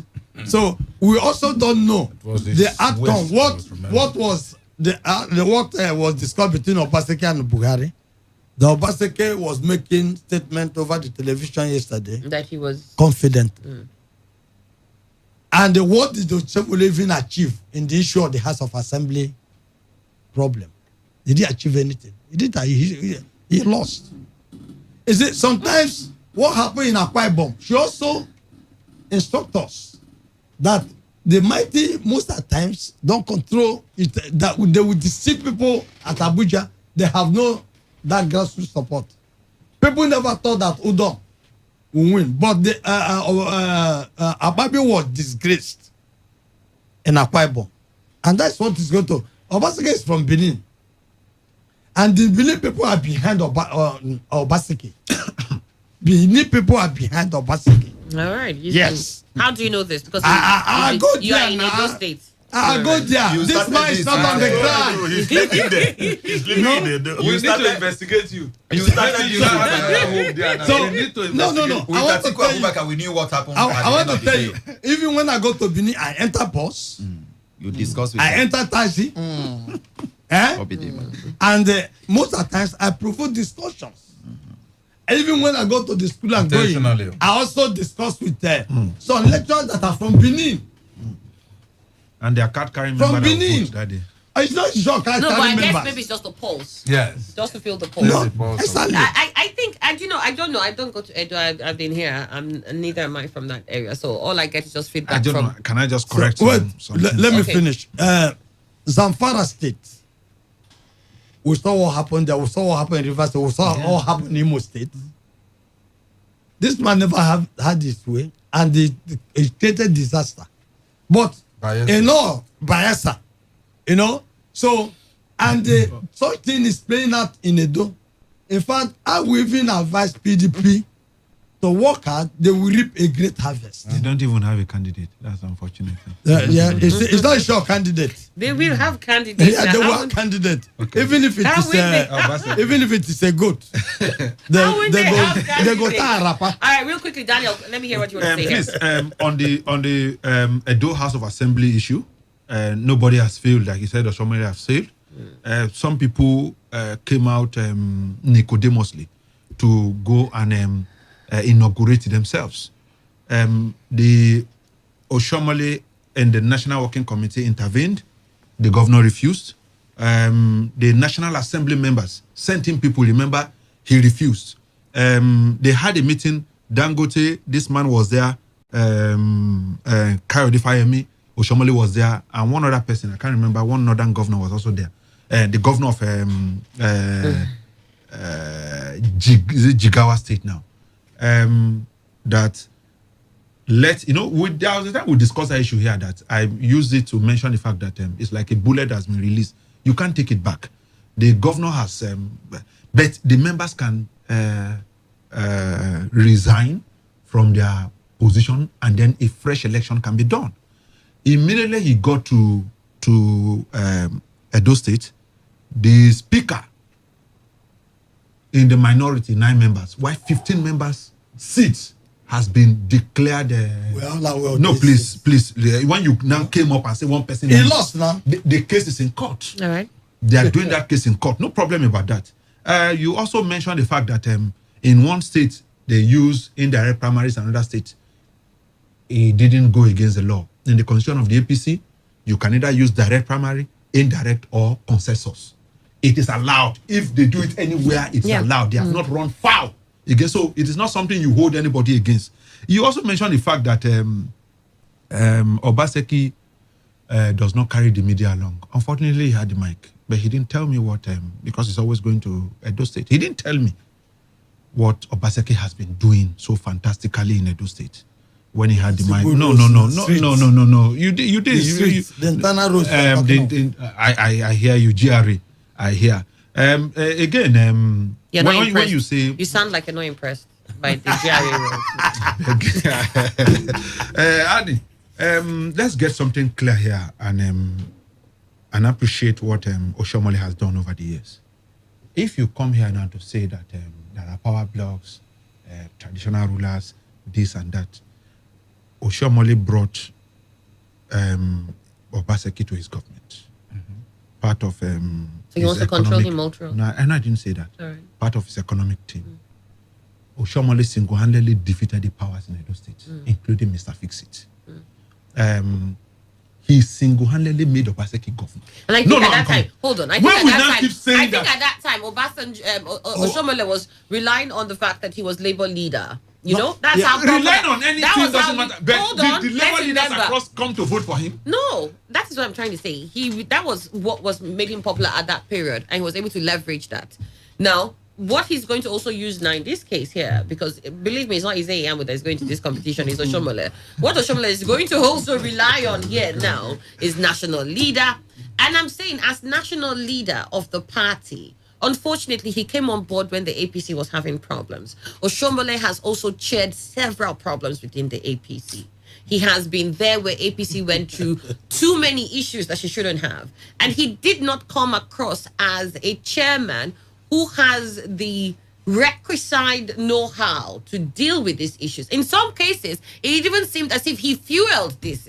So I'm saying that Oliver, as chairman, here there were several.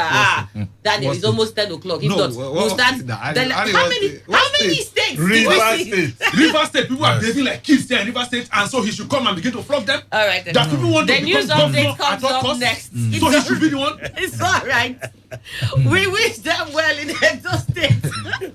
My point here is, I know PDP is not sitting down and looking at APC. They don't have APC trying to pour water. They are waiting. Maybe Obaseki will APC fetching buckets of water to pour on an inferno that is burning her house. Just buckets of. They didn't get a fire service truck. Buckets of water, and then the PDP is just sitting down. You know there. they said so in Lagos. And but at the end of it, you see, June 24th, They didn't even say that. everything They didn't will even just say come that down. in Lagos. Everybody from day one knew Tinubu was going to get that. In fact, people were already telling. No, they were saying Ambode will come.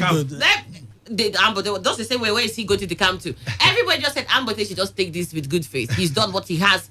Tinubu had So, but why are Lagos we not on the saying lockdown. Obaseki should take Because the we same don't see Oshomole having Edo on the lockdown that way. No. Really? It doesn't have the class. No. It doesn't have that. We may be shocked. We may be shocked eventually. It doesn't have the But class. honestly, I don't like think the word It you may said. have Yeah, enough. we may be It may have enough But I area. don't see But not Oshomole in having a Benin. lockdown on Edo the Not way in Benin. Tinubu has a lockdown on Lagos. No, No. not even up to 50%. No. Don't say that again. In Lagos The news State. update is In Lagos State.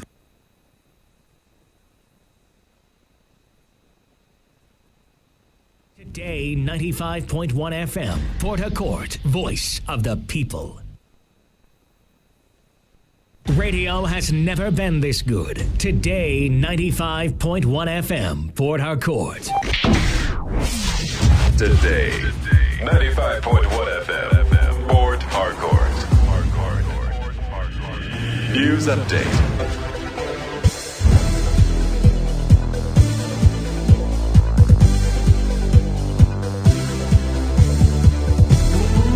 Hello and good morning. Here's the news update on Today 95.1 FM. I am Annie Abdul Salam. One person is feared dead in Bamboe community in Kana local government area of River State after unknown gunmen attacked the community. Our correspondent gathered that the two other people were left with injuries during the attack, which took place last night. President of the Community Youth Council, Dumale Daniel Bekwe, confirmed the attack to our correspondent. In another development, security operatives have shot dead a member of an armed robbery gang within Elelenwo in Obiakpo local government area of River State. An eyewitness said the robbery gang had attempted to attack a supermarket located around the area when luck ran out of them. Two of the gang members were, however, able to escape from the scene. 5 persons have been discharged from the River State COVID-19 Isolation Center, bringing the total number of recoveries in the state to 73. However, the death toll in the state due to COVID-19 has risen to 16 after 2 persons were confirmed dead yesterday. This comes as the Nigerian Center for Disease Control reported 241 cases in the country last night, with River State recording 9 new infections. While the number of deaths rose to 314 across the country, the number of discharged cases also grew to 3,239. President Muhammadu Buhari has assured Akilmi Adesina of Nigeria's support in his bid to seek a second term in office as the president of the African Development Bank. The president gave the assurance while hosting the AFDB president in a courtesy visit at the presidential villa. According to a statement issued by his media aide, Femi Adesina, President Buhari pledged that Nigeria will work with all other leaders and stakeholders in AFDB to ensure that Adesina is elected for a second term based on the record of his achievements during his first term. The African Union has already endorsed the incumbent AFDB president as the sole candidate for the continent, but some other stakeholders have held the opinion that Adesina should be reinvestigated over some allegations and rendered ineligible to run. On the foreign scene, tens of thousands of people have staged a peaceful protest across the United States for an 8th day following the death of African-American George Floyd in police custody. One of the biggest protests, joined by Floyd's relatives, took place in his hometown of Houston, Texas. Protesters defied curfews in several cities imposed after violence and looting in some districts. The Floyd case has reignited deep-seated anger over police killings of Black Americans and racism. Demonstrators have taken to the streets not only to express their outrage at the treatment of Floyd, but to condemn police brutality against Black Americans more widely. And that was the news update on Today 95.1 FM. Do not forget, take responsibility. Wash your hands frequently with soap under running water.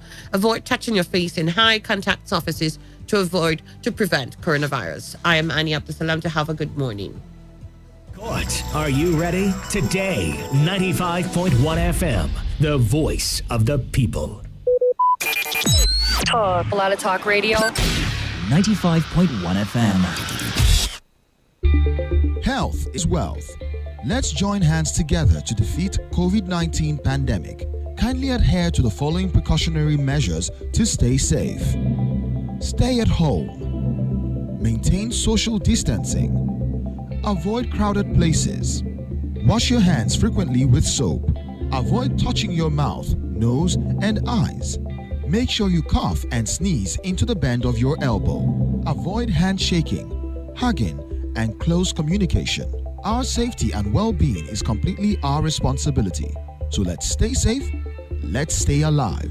This message is brought to you by Hantech Markets, the broker you can trust. Hello everyone. Hantech Markets, an award-winning financial technology firm with 30 years industry experience, is pioneering taking the Forex teaching classes from offline to online using an award-winning video conferencing software. The online class will avail you the opportunity to learn how to make money in the currency market from the comfort of your home using your internet-based smartphone or laptop. You can use the sit at home as an opportunity to learn a skill set that will enable you to make money trading in the currency market. How can you take part of this once-in-a-lifetime opportunity? Simply SMS your name and location to this number, 0805-690-5612, and our executives will call you to reserve a space for you and also guide you through on how you can be connected to one of the online classes. Once again, SMS your name and location to this number, 0805 690 5612, and our executives will call to reserve a space for you and also guide you through on how you can be connected to one of the online classes. Hantech Markets. Trust through transparency. It is a beautiful day and a beautiful time to be alive, and that's because opportunities come and go, and opportunities will not stop despite whatever the world throws at you.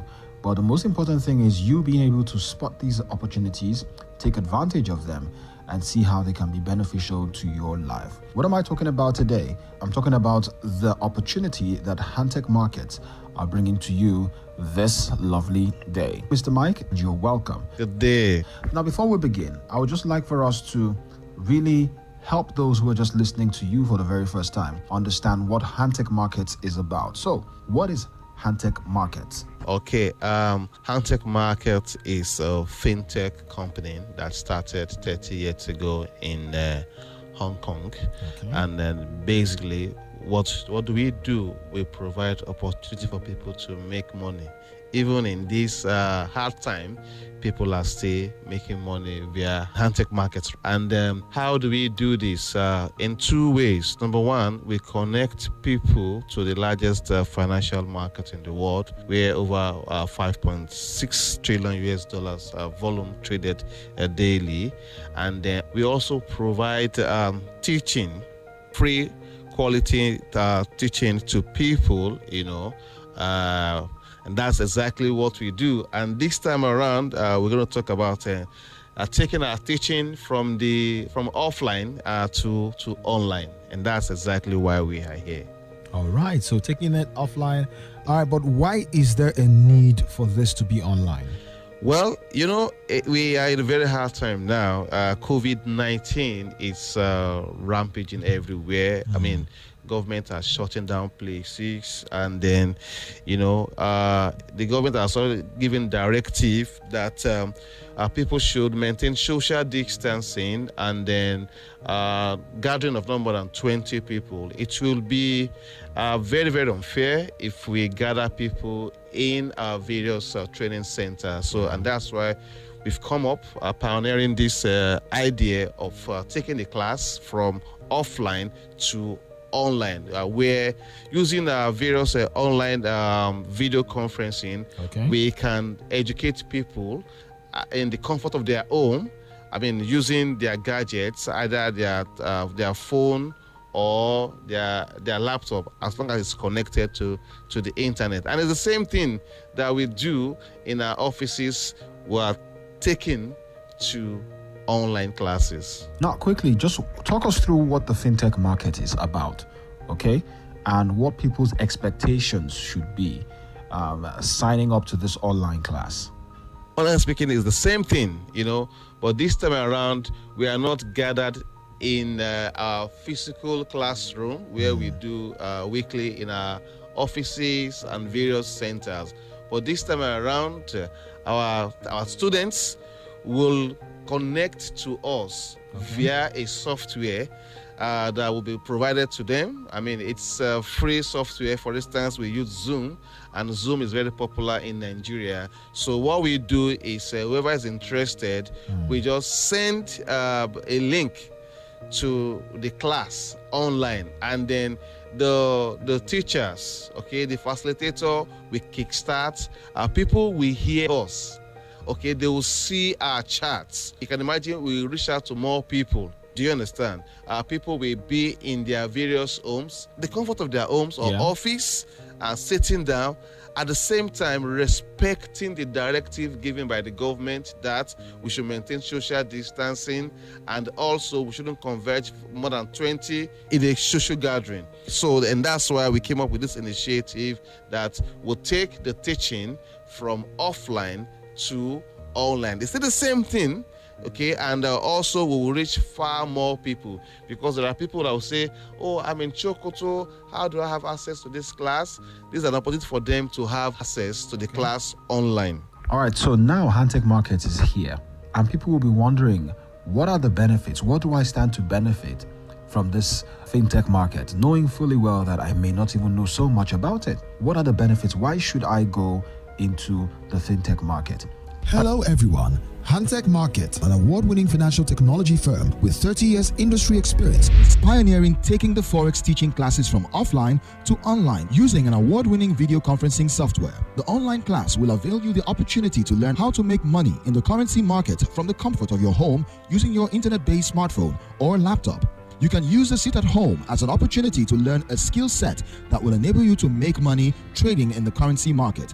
How can you take part of this once-in-a-lifetime opportunity? Simply SMS your name and location to this number, 0805-690-5612, and our executives will call you to reserve a space for you and also guide you through on how you can be connected to one of the online classes. Once again, SMS your name and location to this number, 0805-690-5612, and our executives will call to reserve a space for you and also guide you through on how you can be connected to one of the online classes. Hantech Markets. Trust through transparency. Health is wealth. Let's join hands together to defeat COVID-19 pandemic. Kindly adhere to the following precautionary measures to stay safe. Stay at home. Maintain social distancing. Avoid crowded places. Wash your hands frequently with soap. Avoid touching your mouth, nose, and eyes. Make sure you cough and sneeze into the bend of your elbow. Avoid handshaking, hugging, and close communication. Our safety and well-being is completely our responsibility. So let's stay safe, let's stay alive. This message is brought to you by Hantech Markets, the broker you can trust. Particularly with Hantech Markets. Okay, there are a lot of benefits. I keep telling people there's so much to be learned, and there's so much for people to also make money trading in this market. Number one, what do we actually trade? We trade currencies, right? All know the BDC market. There's a exchange rate between naira and dollar. So for instance, naira I think is 380 naira against dollar. So if we have a know-how or understanding of economical indices, we can buy dollar at 380. If our speculation is saying that dollar is going to rally, go up to 400, so what do? We buy the dollar and keep. Then after a week or two, if our speculation is right, so we sell the same dollar at 400 naira. So it means for every dollar, we've made a profit of 20 naira, right? That's exactly what we do online. So we create the platform where people can have the opportunity to buy and sell online, and also we teach people how to take advantage of the market, knowing exactly when to buy and when to sell for profit. So actually it gives us the opportunity to make money. So we do this empowering people. Then what do we need to do this? I keep telling people we have everything it takes to trade online. All we need is fast internet connection, and I think Nigeria is doing very well. All our GSM provider, ISP, they have fast internet connection. We also have use electronic device, laptop or phone is enough. Okay, most times I trade on my phone, so everybody has what it takes to trade in this market, and there's opportunity for people to make money if they know what they do. And in Hantech Markets, we teach people how to take advantage of the market. What tools will Hantech Markets arm you with at this online class? Why is it different from every other tool that is out there? Number one, we have skilled professional trainers. For instance, I've been trading for 14 years. I left my lucrative banking job to do this. I'm a profitable trader, and then we have other people that are very good. So we teach people how to take advantage of this market, number one. We also show them what we are doing. So we are not like marketers who come to tell people you can do this. No, we show them exactly what we are doing. For instance, anytime I'm teaching, I show people my live trading over the course of 3 years. You hardly get this anywhere. I am profitable, and that's why we are teaching people exactly what has made me to be profitable in the market. So we are not marketers, we are profitable traders. teaching people exactly what to do to be profitable. You're still listening to Hantech Market. Just before we